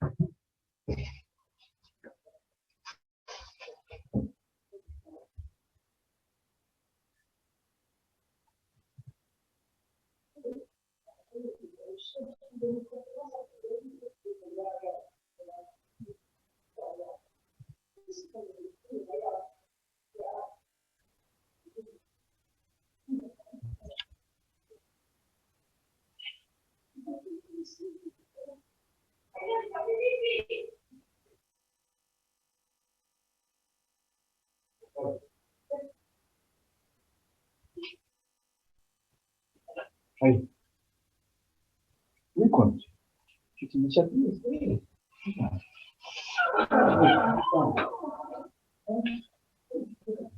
Excusez-moi, je reprends. Donc, on était dans le diagnostic différentiel. Donc, en deuxième lieu, on doit éliminer les affections dysmétaboliques comme la porphyrie, la dyskaliémie, l'hypoglycémie. Et en troisième lieu, les affections psychiatriques comme la simulation. Qu'en est-il de la prise en charge? Donc, le traitement est difficile. Il repose tout d'abord sur une attitude compréhensive mais neutre. L'isolement, hospitalisation est souvent utile. On le faisait souvent à l'hôpital Chiraga. On avait un endroit qui était quand même assez accueillant pour accueillir ces patientes qui sont quand même assez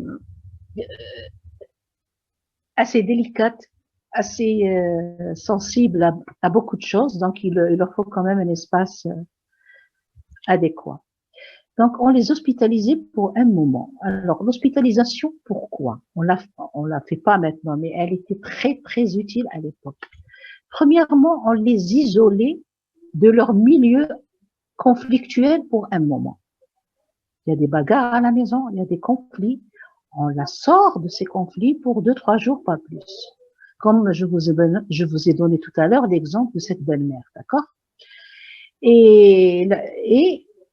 Quand on l'hospitalise, on l'a mis en général dans un service fermé.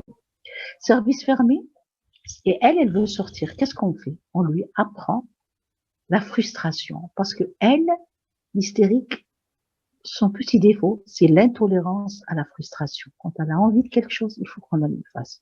Durant l'hospitalisation, elle apprend un peu la frustration. D'accord?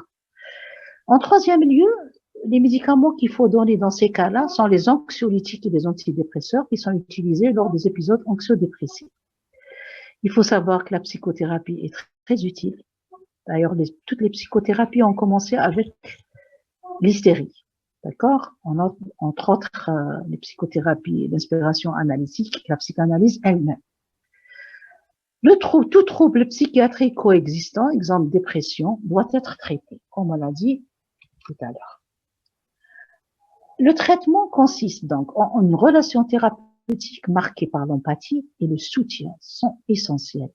Vous savez, pour l'hystérique, c'est ce qu'elle demande. Le traitement ne lui fait absolument rien. Elle demande à retrouver cette empathie, ce soutien, cette affection dont elle est avide d'affection, et il faut que quelqu'un la lui donne à la place du père. D'accord? Et c'est le thérapeute ou la thérapeute.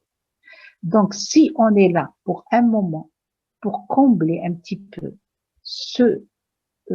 cette réémergence de ce conflit, conflit de l'enfance, elle redevient normale.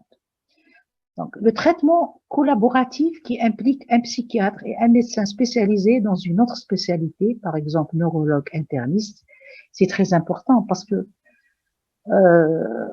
pendant longtemps, on est obligé d'éliminer les causes organiques. Longtemps, en prenant en charge, on continue à éliminer, à faire un EEG, à faire une IRM, à faire ça. Donc, l'association de ces trois médecins est très importante. Comme par exemple aussi le psychomotricien aussi. Donc, le médecin élimine un trouble général et rassure le patient sur ses symptômes qui ne sont pas en rapport avec une affection grave. Dès lors, celui-ci se sent généralement mieux et les symptômes peuvent s'atténuer. D'accord? Une réassurance peut suffire. Alors,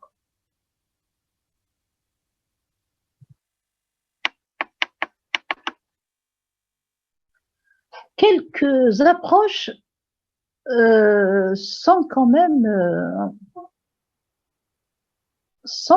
efficaces chez l'hystérique et lors de conversion. C'est surtout les psychothérapies, d'accord? Les psychothérapies qui ont apporté beaucoup, que ce soit dans le passé avec les pionniers comme Charcot-Freud, c'est l'hypnose. L'hypnose, elle permet aux patients de contrôler les effets du stress, ainsi que leur disposition mentale par rapport à leur fonctionnement corporel. D'accord? On utilise beaucoup l'hypnose et on l'a utilisée au début. Ensuite, elle a été abandonnée par Freud pour passer à la psychanalyse. D'accord? L'hypnose, vous savez que dans l'hypnose, on met la patiente dans un état de conscience plus bas, de subconscience, c'est-à-dire. On l'endorme pas, mais de subconscience, c'est-à-dire. Elle n'est pas endormie entre deux niveaux de veille, d'accord? Ce deux niveaux de veille permet de remettre la patiente un tout petit peu dans un état de relaxation, qui lui permet, grâce à la suggestion de l'hypnothérapeute, de remémorer un tout petit peu ses conflits d'enfance et d'en parler. Donc, il y a induction, il y a niveau de conscience qui permet à la suggestion de faire un travail de remémoration. D'accord? La narco-analyse, c'est simple. Donc, moi, je le faisais souvent à Mustapha quand je reçois une crise à la Charcot, par exemple, suite à un décès de quelqu'un d'important. La narco-analyse, c'est un petit peu qui reçoit, c'est pour ramener à la conscience les émotions trop dures que la patiente ne peut pas vivre seule. D'accord? Par exemple, elle vient dans un coma, elle veut pas me manger. Je mets quelques gouttes de Valium pour entraîner un semi-sommeil, parce que si vous l'endormissez, vous pouvez pas, elle peut pas parler. Il faut qu'elle reste, il faut qu'elle somnole pour qu'elle puisse parler. Donc, la narco-analyse, c'est ce que j'aime beaucoup, que j'ai utilisé, par exemple même pour les PTSD, ils vous permettent de parler de la scène traumatisante qu'ils ont vécue. Est une procédure rarement utilisée, similaire à l'hypnose, si ce n'est que des patients reçoivent un sédatif pour induire un état de demi-sommeil qui leur permettent de verbaliser des émotions retenues et des images qui leur font très mal. La psychothérapie, en particulier la thérapie cognitivo-comportementale, est efficace chez certains patients, surtout pour essayer de changer la façon de penser et la façon de voir les choses. c'est un petit peu la thérapie cognitive, beaucoup plus que comportementale cognitiviste. C'est la remédiation cognitive. C'est-à-dire, on essaye de changer les pensées par des pensées positives. D'accord? La psychothérapie peut être utile chez certains. La physiothérapie peut être utile chez certains patients. La physiothérapie, vous le savez, c'est la balnéothérapie, c'est les cures thermales, parce que les cures thermales ont un rapport étroit avec le corps. D'accord? En conclusion, qu'est-ce qu'on peut dire? Même si l'imagerie fonctionnelle a permis une meilleure compréhension des corrélats neurobiologiques des troubles conversion, l'établissement d'un diagnostic reste souvent inexpliqué.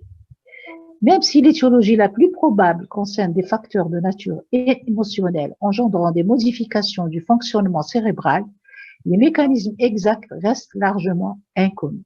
Donc, la prise en charge de ces patients nécessite un examen approfondi et spécialisé, multidisciplinaire, visant à terme non seulement une meilleure compréhension des causes de la conversion et des manifestations cliniques, mais aussi permettant dans le futur le développement des traitements plus individualisés.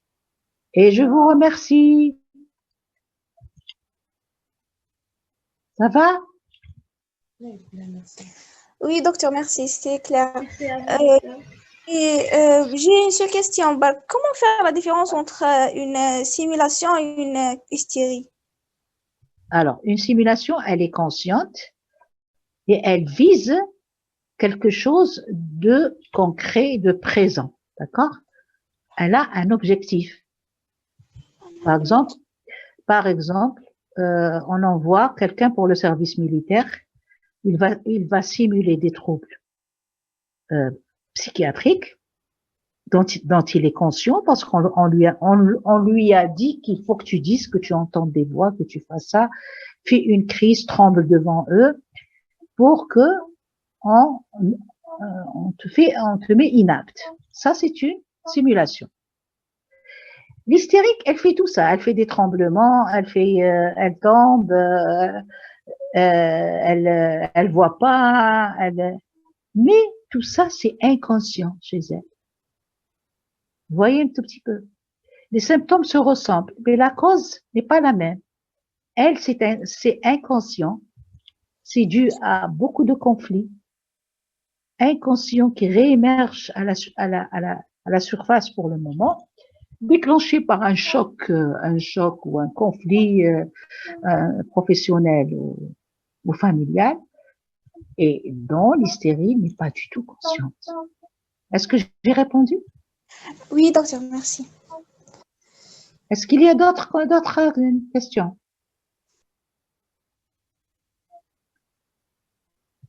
Est-ce qu'il y a d'autres questions?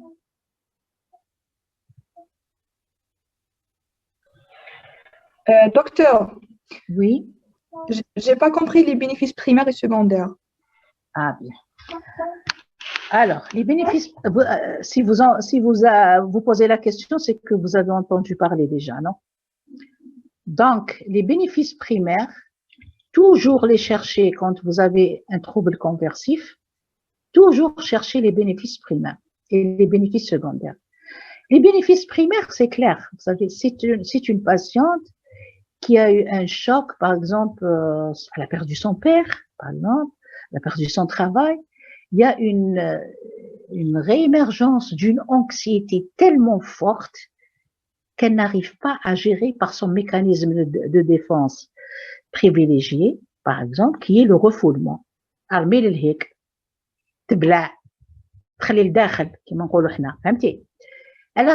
plus, il n'est plus efficace, ce refoulement. Et l'angoisse, elle est trop forte. Il y a une très grande souffrance. Alors, qu'est-ce qu'elle fait? Puisqu'elle n'arrive pas à mettre dans le grenier, elle n'arrive pas elle met ça dans son corps. Alors, elle a bénéficié de quoi jusque-là? Elle a bénéficié de ne plus être anxieuse, de ne plus souffrir de cette anxiété. D'accord? De ne plus avoir peur. Ça, c'est ikhlas. Il est dans la jambe. Elle n'a plus peur. Et quand elle voit sa jambe, tellement elle n'a pas peur qu'elle est indifférente. On appelle ça d'ailleurs, grâce à cette caractéristique, on fait le diagnostic.